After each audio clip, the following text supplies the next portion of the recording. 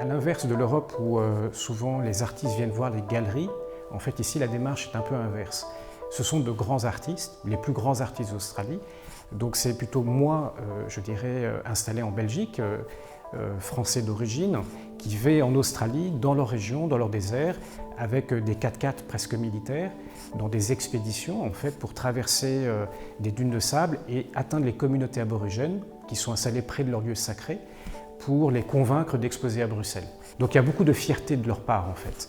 Quand les aborigènes ont été invités dans des musées comme au British Museum, en quittant leur désert, donc, et après en prenant un avion pour 17 000 km de l'autre bout à l'autre bout de la Terre, en fait, ils étaient très émus d'être reçus par le prince Charles et d'être presque accueillis comme des princes qu'ils sont, puisqu'en fait ils ont des autorités sur des territoires absolument immenses. Il y a 3 dimensions fondamentales. La première, c'est qu'ici, ils vont commencer à peindre, non pas pour le monde de l'art, ils commencent à peindre en 97, donc c'est relativement récent, et c'est une peinture collaborative masculine immense, comme celle qu'on peut avoir dans l'exposition ici, et une autre féminine. Et ces œuvres, faites à 9 mains, vont leur permettre d'attester de leur présence en ces lieux depuis les origines, bien avant l'arrivée des colons en Australie. Et donc de contester devant les tribunaux fédéraux leur terre pour la récupérer. Ils vont obtenir la restitution de l'équivalent de 76 000 km² de terre, c'est-à-dire plus de 2 fois la Belgique. Donc ce qui est très important à comprendre, c'est que ce mouvement artistique qui est ici à Bruxelles, le Spinifex Art Project, en fait, naît d'abord d'une revendication politique. Et par la suite devient aussi un mouvement artistique. Avec des œuvres comme celle-là, en fait, qui vont récupérer leur territoire devant les tribunaux australiens. Donc c'est la défense de leur identité, mais c'est également, je dirais, la présentation, en fait, de tous leurs lieux sacrés qui cohabitent avec ces correspondances entre les différents espaces dont chaque aborigène initié, homme, et chaque artiste en fait est responsable et le gardien depuis la nuit des temps.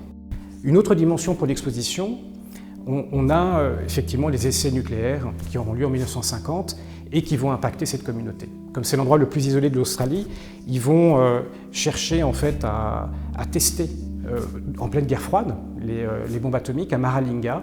Et ça va impacter ce peuple. Donc certains seront récupérés par la police pour échapper aux effets de la bombe. Et puis d'autres, en fait, vont malheureusement être toujours dans leur désert et vont se cacher dans les dunes de sable pour échapper aux radiations. Ils vont survivre et on a une partie, en fait, dans l'exposition aussi des œuvres de ces survivants qui témoignent d'une histoire très ancienne et qui a échappé, y compris aux événements modernes les plus dramatiques que l'Occident a pu créer, comme l'explosion nucléaire. Ici, on est sur une œuvre collaborative féminine. En fait, on a plusieurs individualités qui s'expriment, contrairement à une œuvre occidentale, où si on avait une œuvre collaborative, ça serait un bal des égaux.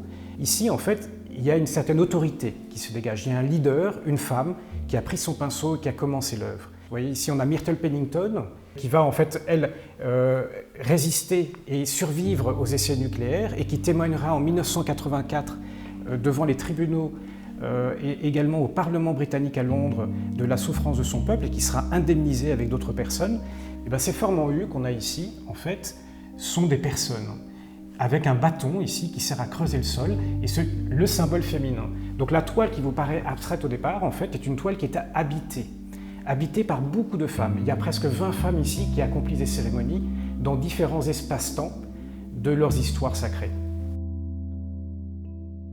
Alors, ici on est chez Lawrence Pennington, qui est un grand artiste homme initié du Spinifex Art Project. Et ce qui va être très troublant et marquant, en fait, c'est qu'il y a très peu de points. On est juste dans le tracé.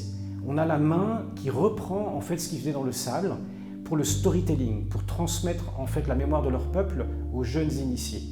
Et ça donne un côté stellaire qui se détache dans les contrastes, dans les intensités de couleurs. Il y a juste l'essentiel pour imprimer, pour impressionner et pour favoriser la mémorisation.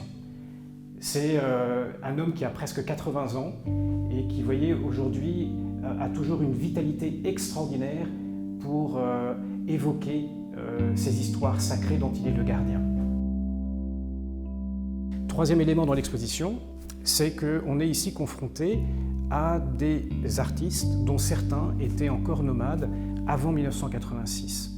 Et donc nomade veut dire vivant comme il y a des milliers d'années d'une autre civilisation, comme si un cordon ombilical, un chaînon n'avait jamais cédé aux hommes tels que nous le fûmes. Donc c'est quelque chose de tout à fait marquant d'avoir réuni là la famille Rictor, Charuwa Woods, différents artistes qui sont les derniers nomades d'Australie.